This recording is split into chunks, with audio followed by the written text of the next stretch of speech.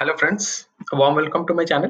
Well दोस्तों, आप सबने ये न्यूज़ अभी हाल ही में सुना होगा कि 1 सितंबर से सेबी के कुछ रूल्स रेगुलेशंस कुछ मार्केट में नए आने वाले हैं एंड उसको लेके बहुत लोग मुझे क्वेश्चन पूछ रहे हैं। फेसबुक पे बहुत लोगों ने पूछा है, टेलीग्राम पे भी बहुत लोगों ने मुझे क्वेश्चन पूछा है कि ये जो सेबी का नया रूल आ रहा है ये तो ऑलरेडी डिक्लेयर हो चुका है। आपने अगर मेरे चैनल के पुराने वीडियोस को नहीं देखा है, आप देखे जाके देख सकते हैं। वहाँ पे मैंने सेबी का जो पहला रूल था वो मार्जिन ट्रेडिंग पे मार्जिन एक्सपोजर क्या होता है, लिवरेज एक्सपोजर क्या होता है, वो सारा चीज मैंने डिटेल में बताया था। आप जाके वो वीडियो भी देख सकते हो।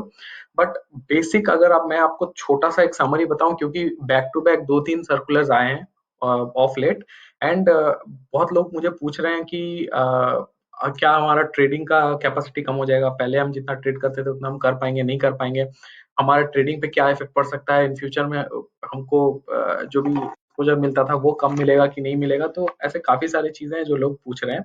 तो उन सबको एक्सप्लेन करने के लिए मैंने सोचा कि एक वीडियो बनाया जाए। वहां पे मैंने क्लियरली मैं कोशिश करूंगा कि आपको बहुत ही इजी वर्ड्स में, इजी लैंग्वेज में आपको समझाऊं, ताकि आपको ये टोटल जो सेबी के रूल्स है उसका डिस्टिंग्विश आपको हो जाए। तो सबसे पहले दोस्तों, 3 सर्कुलर आए हैं। तो अगर मैं सर्कुलर्स की बात करूं तो सबसे पहला जो सर्कुलर आया है दैट इज, यहाँ आप देख सकते हैं, इक्वल मार्जिन फॉर ऑल, ये पहला है। दूसरा आया है जो कि प्लेजिंग चेंज के ऊपर है, प्लेजिंग का जो भी आप शेयर प्लेज करते थे उसके ऊपर। एंड तीसरा है T+2 टू ईओडी माने एंड ऑफ डे। तो एक एक करके समझते हैं कि क्या है। सबसे पहले हम बात करेंगे इक्वल मार्जिन फॉर ऑल। अब आपसे सबसे पहले तो मैं आपको एक बैक स्टोरी बताऊं कि ये चीज आया कहाँ से। तो पहले क्या होता था कि आप कोई भी जैसे कि आप शेयर खान यूज कर रहे हैं, एडलवाइस की यूज कर रहे हैं, या फिर आप अपस्टॉक्स यूज कर रहे हैं, एलिस ब्लू यूज कर रहे हैं, आप एचडीएफसी, आईसीआईसी डायरेक्ट, कोई भी बैंकिंग अकाउंट का कहीं का भी आप डीमैट अकाउंट यूज करें, जो एक्सपोजर लिमिट था वो कंप्लीटली डिफरेंट था। आपको सेम अकाउंट से सेम एक्सपोजर नहीं मिलता था। तो जैसे कि मान ले शेयर खान में अगर आप 1,000 रुपए आपके ट्रेडिंग अकाउंट में है, आप 1,000 से 5,000 का मार्केट से ट्रेड शेयर्स खरीद रहे हैं, ट्रेड्स ट्रेड्स ले रहे हैं, ठीक है। सेम चीज अगर आप एचडीएफसी करोगे तो एचडीएफसी आपको दे रहा है 3,000 का। वही चीज आप जीरोधा से करोगे तो जीरोधा आपको दे रहा है 10,000 का। तो बेसिकली वो जो लिमिटेशन है वो फिक्स नहीं है। तो वो पूरा 100% वो कंट्रोल किसके पास है, वो कंट्रोल पूरा का पूरा कंट्रोल है कितना, आपके जो ट्रेडर्स है या फिर जो ट्रेडिंग अकाउंट जिसके साथ है, आपके जो ब्रोकर है उनके पास ये पूरा कंट्रोल है, करेक्ट। अब उसके चलते क्या हो रहा है कि क्योंकि उनके पास ज्यादा कंट्रोल है, वो क्या कर रहे हैं कि आपको ज्यादा से ज्यादा लीवरेज दे रहे हैं। एंड सिंपली अगर मैं बताऊं, रिटेल इन्वेस्टर्स, आप मेरे जैसे जो रिटेल इन्वेस्टर्स है, हम बहुत लालची किस्म के आदमी है।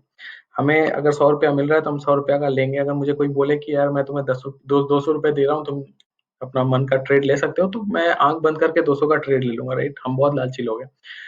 इसी लालचपन का फायदा उठा के जो ब्रोकर्स है वो पैसे कमा रहे हैं। वो कैसे कमा रहे हैं, वो आपको ज्यादा एक्सपोजर दे दे रहे हैं। उनको फर्क नहीं पड़ता है कि जो रिटेलर है उसको प्रॉफिट हो रहा है या लॉस हो रहा है, उनको फर्क नहीं पड़ता है, उनको ब्रोकरेज खींचना है। अब ब्रोकरेज खींचने के लिए उनको देना पड़ेगा मार्जिन। जितना ज्यादा वो आपको मार्जिन देगा, रिटेलर उतना ज्यादा खरीदेगा। वो ट्रैप हो रहा है, भाड़ में जाए, उसको उनको फर्क नहीं पड़ता है। लेकिन जो उनका कमीशन है that they actually earn, that actually gets accumulated in huge.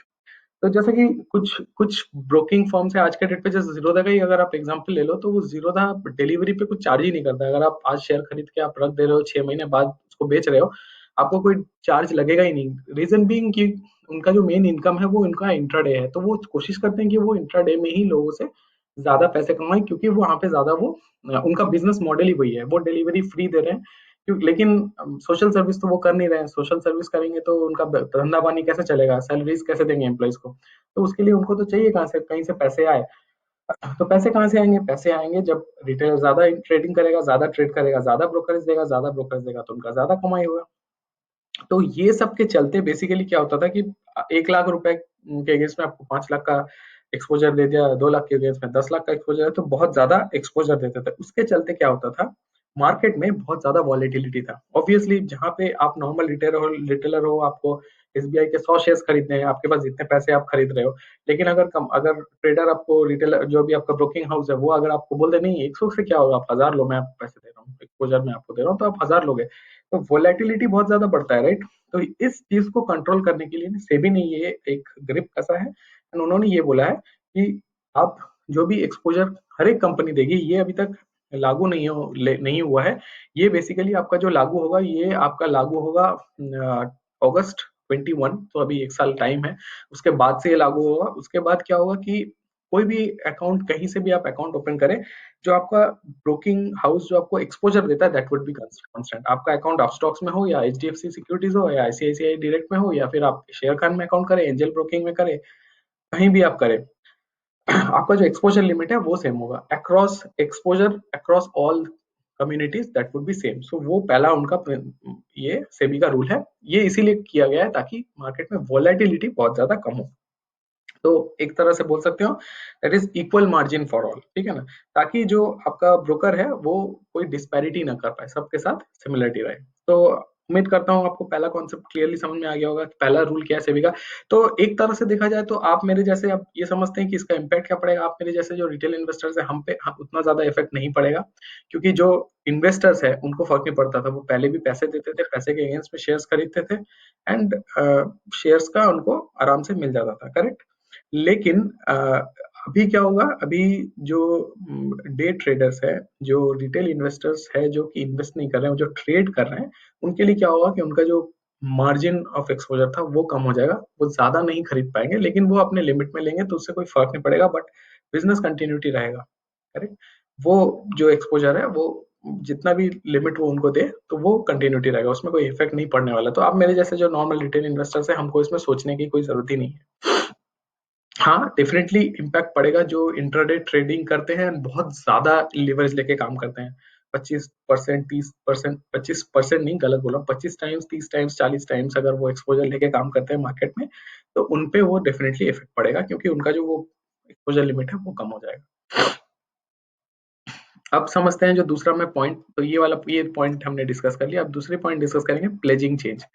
अब ओके, अब प्लेजिंग चेंज का मतलब समझते हैं। तो सबसे पहले समझ लेते हैं कि अभी करंट सिस्टम में प्लेजिंग का क्या कॉन्सेप्ट है। तो आज के डेट पे प्लेजिंग में क्या होता है कि मान लीजिए आपको मार्केट से आपको पैसे उठाने हैं, आपको शेयर्स खरीदने हैं। तो पहले क्या होता था कि आप, अब दो तरीका है, आप नॉर्मल कैश ट्रांसफर करें, आप खरीदिए, उसमें तो कोई रोक टोक नहीं है, आप 1 करोड़, 10 करोड़, 1000 करोड़, जितना आपको ट्रांसफर करना आप करिए, करके आप उसके इक्विवेलेंट शेयर लीजिए, कोई रोक टोक नहीं है, आप कर सकते हो। ये एक नॉर्मल प्रोसेस है, इसके लिए कोई रूल्स, कोई कुछ लागू नहीं होता है। लेकिन अगर आपको एक्सपोजर चाहिए, तो ये जनरली बहुत ज्यादा यूज होता है फ्यूचर्स के केस में। कैश में उतना ज्यादा नहीं होता है, क्योंकि कैश में लोग एक लिमिट में ही करते हैं, लेकिन फ्यूचर में क्या है, क्योंकि उसमें फ्यूचर का एक लॉट का साइज होता है एंड बहुत बल्की अमाउंट में काम होता है। फ्यूचर के केस में क्या होता है कि आपको एक्सपोजर की जरूरत होती है, करेक्ट। तो फ्यूचर आप कैसे ले सकते हो, या फिर हेजिंग वगैरह करने के लिए आपको बहुत ज्यादा मार्जिन का जरूरत होता है, ठीक है। तो जब वो मार्जिन आपको चाहिए होता है, वो मार्जिन के लिए आप क्या करते हो, मार्जिन के लिए आप क्या कर सकते हो, या तो आप अपने ब्रोकर को बोल सकते हो कि मेरा मार्जिन बढ़ाओ, लेकिन ब्रोकर वो कर नहीं पाएगा, क्योंकि उसमें उसका प्रॉब्लम है, उसको लॉस हो सकता है। तो वो ब्रोकर आपको क्या बोलता है कि आप एक काम कर सकते हो, आप अपने शेयर्स प्लेज कर सकते हो। बहुत सिंपल एग्जांपल है, जैसे कि हम गाड़ी खरीदते हैं, करेक्ट, या फिर हम जमीन खरीदते हैं, या फिर हमने कोई प्रॉपर्टी खरीदना है, या फिर हमको कोई बिजनेस स्टार्ट करना है, हम क्या करते हैं, हम बैंक से पर्सनल लोन लेते हैं, होम लोन लेते हैं, कार लोन लेते हैं, मॉर्गेज लोन लेते हैं। जो मॉर्गेज लोन है वो क्या है, गिरवी रखते हैं, राइट। आपने अपने घर गिरवी रख दिया, उसके अगेंस्ट में अपने बैंक से 50 लाख रुपए लिए, अपना बिजनेस स्टार्ट कर लिया, तो हम एक मॉर्गेज रखते हैं, राइट। तो ये ट्रेडिंग के केस में भी वो सेम कॉन्सेप्ट है, मॉर्गेज। तो मॉर्गेज में आप क्या करते हो, जैसे कि आप कोई प्रॉपर्टी, फिजिकल कोई अपना एसेट मॉर्गेज कर रहे हो, यहाँ पे आपका क्या है कि म्यूचुअल फंड्स हो गए, आपके शेयर्स हो गए, जो लॉन्ग टर्म आप शेयर्स रखे हुए हैं, जैसे कि मान के चलते हैं कि से आपके पास एसबीआई के 1000 शेयर है, तो एसबीआई का जो 1000 शेयर है आप 4-5 साल से होल्ड कर रहे हो, तो आज के डेट पे वो अगर 200 रुपए पे चल रहा है, माने वो बेसिकली 1000 शेयर, 200 का माने ऑलमोस्ट आपका 2 लाख रुपया का इन्वेस्टमेंट हो गया। तो उस शेयर्स को अगर आप गिरवी रख दो अपने ब्रोकर के पास, तो वो ब्रोकर आपको दे देगा मार्जिन 2 लाख रुपए का। अब वो 2 लाख रुपए से आप अपना काम करो, एंड जब वो आप उसमें लॉस करो, प्रॉफिट करो, जो भी है, आप उसमें से सेटल करो। अब आप चाहो तो उसमें रिक्वेस्ट डाल सकते हो, आप शेयर्स को अनप्लेज कर सकते हो। अनप्लेज कर दोगे तो वो आपको मिल जाएगा, लेकिन नेक्स्ट टाइम आप जब ट्रेड लोगे आपको वो एक्सपोजर मिलेगा नहीं, क्योंकि वो पैसे आपको ट्रांसफर करने होंगे तभी मिलेगा। तो सिंपल चीज है कि आप अपने शेयर्स जो आपके पास रखे हुए हैं, म्यूचुअल फंड्स, डिवेंचर्स, जो भी है, उसको आप गिरवी रख रहे हो ब्रोकर के पास, ब्रोकर आपको पैसे दे रहा है, पैसे से आप ट्रेड कर रहे हो। ये नॉर्मल प्लेजिंग का कॉन्सेप्ट है। तो इसके लिए आप चाहो तो अभी भी कर सकते हो, आप अपने कोई भी शेयर सिलेक्ट करो, आप अपने ब्रोकर को बोलो कि मुझे ये शेयर्स प्लेज करने हैं, वो शेयर्स को अपने पास रख लेंगे, अपने अकाउंट में ट्रांसफर कर लेंगे, एंड आपको एक लीवरेज अमाउंट दे देंगे। तो ये पहले का कॉन्सेप्ट था कि वो जो भी आप पहले रिक्वेस्ट करते थे, तो जो ब्रोकर थे वो बेसिकली आपके डीमैट अकाउंट से अपने पूल अकाउंट में ट्रांसफर करते हैं, उसको बोलते हैं पूल अकाउंट। जो मे बी जैसे कि आरबीआई हो गया, आप एचडीएफसी बैंक से आईसीआईसीआई बैंक में आप पैसे ट्रांसफर करो, डायरेक्ट ट्रांसफर नहीं होता है, वो रिजर्व बैंक ऑफ इंडिया होते हुए ट्रांसफर होता है, एक वो मिडिल मैन जहां से होते हुए ट्रांसफर होता है। सेम चीज यहाँ पे भी है। आपको जो पैसा वो मिल रहा है, वो पैसा डायरेक्ट अकाउंट टू अकाउंट आपको नहीं भेज रहा है, वो एक पूल अकाउंट है, एक बीच का अकाउंट है जिसका एक्सेस आपका ब्रोकर के पास ही रखा हुआ है, लेकिन वो एक्सेस आपके पास नहीं है, क्योंकि वो पैसे आपसे वो ले लिए हैं, वो शेयर्स उसने ले लिए हैं ताकि आपको वो पैसा दे सके, आप ताकि ट्रेड करो। करेक्ट। अब समझते हैं लॉजिक क्या है, इसमें प्रॉब्लम क्या था। इसमें प्रॉब्लम ये था कि जैसे कि आपने शेयर्स दे दिए, तो वो शेयर्स आपके डिमेट अकाउंट से तो निकल गए, वो पूल अकाउंट में चले गए। उसका कोई ट्रैक नहीं है आपके पास, क्योंकि ब्रोकर ने आपको उसके अगेंस्ट में पैसे दे दिए, आप तो पैसे से काम कर रहे हो, वो गिरवी रखा हुआ है, जब आप वापस मांगोगे वो आपको वापस मिलेगा, लेकिन आपका एक्सपोजर चला जाएगा। लेकिन उस दौरान अगर कोई वो कंपनी जिसका शेयर आपने गिरवी रखा है, वो कंपनी में कोई स्प्लिट होता है, जैसे कि अभी हाल में बोनस आता है, जैसे कि आरती ड्रग्स बहुत न्यूज में है, बोनस आ रहा है, बोनस आ रहा है, या फिर कंपनी डिविडेंड देती है, तो ये सारी चीज आपके अकाउंट में नहीं जा रहे हैं, वो सारे कहाँ जा रहे हैं, वो जा रहे हैं उस पूल अकाउंट में। तो वहां पे एक प्रॉब्लम क्या हो रहा है कि वहां पे बिकॉज वो ब्रोकर आपको एक्सपोजर दे रहा है, उसने आपको पैसे दे दिए, तो ये उस पर डिपेंड हो जा रहा है कि वो जो बोनस का प्रॉफिट बेनिफिट्स उसको मिल रहा है, जो डिविडेंड्स का बेनिफिट उसको मिल रहा है, वो आपको वापस दे रहा है कि नहीं। तो उसमें क्लैरिटी नहीं रह रहा है। करेक्ट। तो इस पे एक्चुअली आपने रिसेंटली सुना होगा कि ये कार्बी केस जो आया था, उस पे एक फ्रॉड हुआ था, बहुत ज्यादा फ्रॉड। तो इसमें यही यही हुआ था एक्चुअली कि वो पूल अकाउंट से सारे पैसे लीक हो रहे थे, वो क्लाइंट तक नहीं पहुंच रहे थे। आपने अपने शेयर्स गिरवी रख दिए, एक साल के लिए आपने ट्रेडिंग किया, उसमें आपने जो कमाया, लेकिन एक साल में जो डिविडेंड का कमाई वगैरह जो भी हुआ, वो तो ब्रोकर ने एक्स्ट्रा ले लिया, उसने अपना पैसा तो लिया ही, प्लेज के अगेंस्ट में पैसे भी लिए, अपना ब्रोकरेज भी कमाया, प्लस आपके जो बेनिफिट्स कंपनी ने आपको डायरेक्टली दिए थे उसने वो भी रख लिया। तो इस चीज को कंट्रोल करने के लिए सेबी ने जो नया रूल लाया है, उसमें क्या हो रहा है, उसमें कोई पूल अकाउंट का कॉन्सेप्ट ही नहीं है। उसमें आपको अपने शेयर्स प्लेज करने हैं, आप अपने शेयर्स प्लेज करोगे, आप ही के अकाउंट में रहेंगे, उसके अगेंस्ट में आपको एक्सपोजर मिलेगा, आप उससे काम करोगे, एंड अगर आपको फ्यूचर में उसको अनप्लेज करना है तो आप कर दोगे, तो वो आपके अकाउंट से ही खाली आपको एक नोटिफिकेशन सेंड करना है, वो अनप्लेज हो जाएगा। तो बेसिकली कोई थर्ड पार्टी अकाउंट इन्वॉल्व नहीं है। तो अगर आपको कोई डिविडेंड मिल रहा है, आपको बोनस मिल रहा है, आपको कोई भी कॉर्पोरेट एक्शन हो रहा है, तो वो आपके अकाउंट तक ही लिमिटेड रहेगा, वो कहीं स्पिल ओवर नहीं होगा। करेक्ट। तो इसमें एक डिस्पैरिटी का चीज पूरा खत्म हो जा रहा है। तो ये चीज एक नया है जो कि सेबी ये इम्प्लीमेंट कर रही है। एंड इसमें अगर आपको एप्लीकेबल, आपको अप्लाई करना है, तो अगर आपने कभी प्लेज नहीं करवाया है, तो 1 सितंबर के बाद से अगर आप प्लेज करवाओगे तो ये नॉर्मल रूल लागू हो जाएगा। लेकिन ऑलरेडी अगर मान लीजिए आपने पहले प्लेज करके रखे हुए हैं, तो इन दैट केस आपको पहले अनप्लेज करना पड़ेगा। एक बार जब वो अनप्लेज हो जाएगा, उसके बाद वापस आप प्लेज कर सकते हो। करेंगे करोगे तो वो नया वाला रूल चालू हो जाएगा। तो क्लियर हो गया ये चीज। तो दोनों कॉन्सेप्ट क्लियर हो गए। अब चलिए बढ़ते हैं तीसरा वाला, T+2। तो T+2 का फंडा क्या है, आप ये चीज आप अब मैं आपको बताता हूँ ये T+2 क्या है। ये आपने सुना होगा ना कि T+2 सेटलमेंट। तो ये क्या होता है कि आप कोई शेयर अगर बाई कर रहे हैं, आपके पोर्टफोलियो में चले गए, वो तुरंत आप उसका जो ट्रांजैक्शन है, उसका एक्चुअल रिपोर्ट आप देखते हो 2 दिन बाद। T+2 माने जिस दिन आपने ट्रेड लिया उससे 2 दिन और लगता है ट्रेडिंग डे। अगर आपने फ्राइडे लिया तो आपका वेडनेसडे ट्रेड आपके डीमेट अकाउंट में क्रेडिट होगा। ये T+2 में होता क्या है, तो ये एक्चुअली बहुत पुराना रूल है जो बनाया गया था। द रीजन बीइंग, पहले क्या होता था, अभी तो सब इलेक्ट्रॉनिक हो गया, सब मोबाइल ऐप से कर रहे हैं, अपना ऑनलाइन कर रहे हैं। लेकिन आज आज से 8-10 साल 15 साल पहले का जो ट्रेडिंग होता था, उस ट्रेडिंग में इतना ज्यादा ऑनलाइन काम नहीं होता था। उस टाइम में क्या होता था कि आपने ब्रोकर को पहले बोल दिए कि मेरे लिए शेयर्स ले लो, ब्रोकर ने पैसे ले लिए, ब्रोकर ने शेयर्स ले लिए, पैसे तो आप बाद में दोगे, शेयर्स ले लिए, शेयर्स आपके अकाउंट में क्रेडिट नहीं हुए। आपने क्या किया, ब्रोकर ने आपको बताया कि सर अच्छा आपका 15,000 रुपए बनते हैं, तो आपने क्या किया, एक चेक लिखा उनके नाम पे, वो चेक उनको दे दिया। वो ब्रोकर ने वो चेक लिया, वो चेक ले गए बैंक में, बैंक में वो एनकैश किया, अपने अकाउंट में क्रेडिट हुआ, वो उनको जो पैसा पेमेंट हुआ सब सेटल हो गया। After that they will actually transfer दो shares to your name. Correct. जब तक वो पैसे आपको उनके अकाउंट में, आपके अकाउंट में उन सॉरी पैसे उनको उनके अकाउंट में नहीं मिलते हैं, वो शेयर्स आपको नहीं दे रहे हैं। तो ये एक्चुअली एक आप बोल सकते हो ये जिसके चलते प्रॉब्लम क्या हो रहा था कि सेटलमेंट का जो ड्यूरेशन है उसमें एक डिस्पैरिटी आ रहा था। अब इसमें प्रॉब्लम क्या है, सबसे पहला चीज तो प्रोसेस को फास्ट करना है। तो ये एक सेबी का ये था कि T+2 माने बहुत ज्यादा टाइम लग रहा है, जब अभी टेक्नोलॉजी इतना एडवांस है, आईएमपीएस में आपको 1 सेकंड में पैसे मिल रहे हैं, तो ये प्रोसेस भी स्टार्ट करना होगा। तो सेबी का अभी जो रूल है, सेबी का रूल क्या है कि अभी सेबी करने वाली है सेम डे सेटलमेंट। अब इसको करने के पीछे एक और रीजन भी है, तो इसमें भी बहुत ज्यादा आप बोल सकते हो कि फेक वॉल्यूम का कॉन्सेप्ट एक आया था, मैंने जिसके चलते क्या होता था कि आपको अगर मैं मान के चलूं, जैसे कि आपने मंडे शेयर्स खरीद लिए, मंडे आपने शेयर्स खरीद लिया, आपको एक्सपोजर मिल गया, आपका वो सेटलमेंट नहीं हुआ, ट्यूसडे आपने बेच दिया सेटलमेंट होने से पहले, तो बेसिकली एक तरह से अगर देखा जाए वो आपके अकाउंट में क्रेडिट नहीं हुआ है, सेटलमेंट नहीं हुआ है उसका, उससे पहले आपने बेच दिया।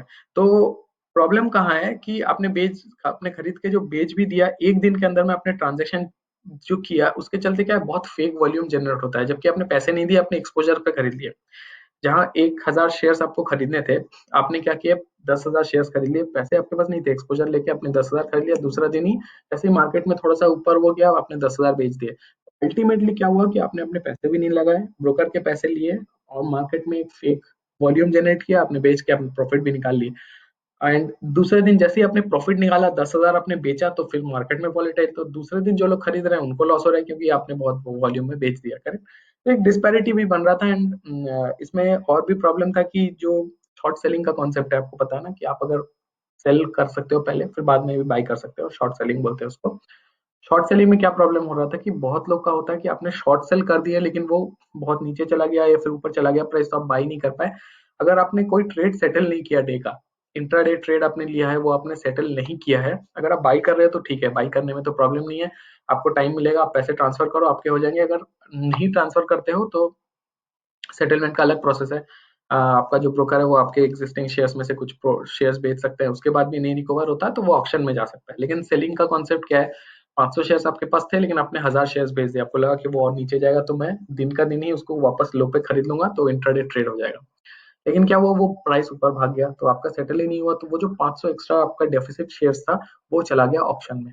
अब कोई शेयर अगर ऑक्शन में चला जाता है तो वो ऑक्शन का प्रोसीजर भी बहुत लंबा होता है, राइट, वो प्रोसेस होने में ही बहुत टाइम लग जाता है, तब तक ब्रोकर फंसा हुआ है, जिसने इन्वेस्ट किया वो फंसा हुआ है, तो एक डिस्पैरिटी।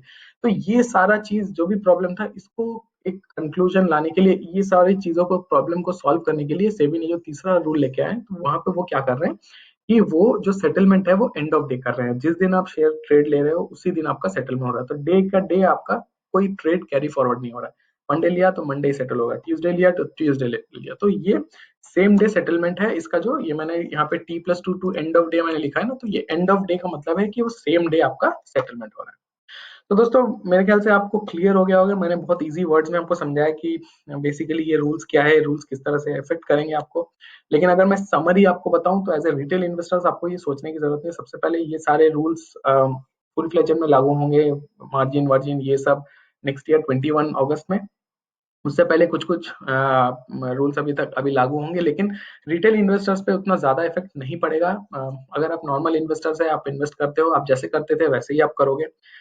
जो एक बीच में आया था कि आपको अगर शेयर्स को सेल करना है तो आपको 20% मार्जिन देना पड़ेगा, ऐसा एक न्यूज आया था कि अगर आप आज अपने अपने कोई शेयर्स आज खरीद लिया है, तो अगर कल आपको बेचना है तो आपको 20% मार्जिन देके करना पड़ेगा, लेकिन वो सब चीज वो खत्म हो जाएगा, बिकॉज सेम डे सेटलमेंट हो जा रहा है, तो दूसरा दिन का ट्रेड नया ट्रेड बन रहा है। तो उस हिसाब से देखा जाए तो रिटेल इन्वेस्टर्स पे उतना ज्यादा इफेक्ट नहीं है, तो सोचने वाली कोई बात नहीं है। आप जैसे नॉर्मल ट्रेड कर रहे थे, आप नॉर्मल ट्रेड करिए।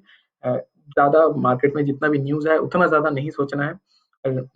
ये ज्यादा किया गया है ताकि जो ब्रोकिंग हाउस है वो कोई मैनिपुलेशन ना कर पाए। जो पंटर्स है या फिर जो बोल सकते हैं इनसाइडर ट्रेडिंग करते हैं, बहुत ज्यादा वॉल्यूम में काम करते हैं, फेक ट्रेडिंग करते हैं, उनको ताकि कंट्रोल किया जाए, उन्हीं के चलते ये सब रूल्स लाया गया है।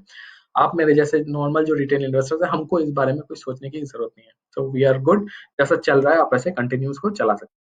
तो दोस्तों अगर आपको कंटेंट पसंद आया हो एंड आपको लगता है कि मैं लॉजिकल बात कर रहा हूँ, तो मेरे चैनल को जरूर सब्सक्राइब करें। और आप चाहे तो मुझे से सोशल नेटवर्क पे भी फॉलो कर सकते हैं, तो कुबेरपीडिया नाम से मुझे यूट्यूब में सर्च करें।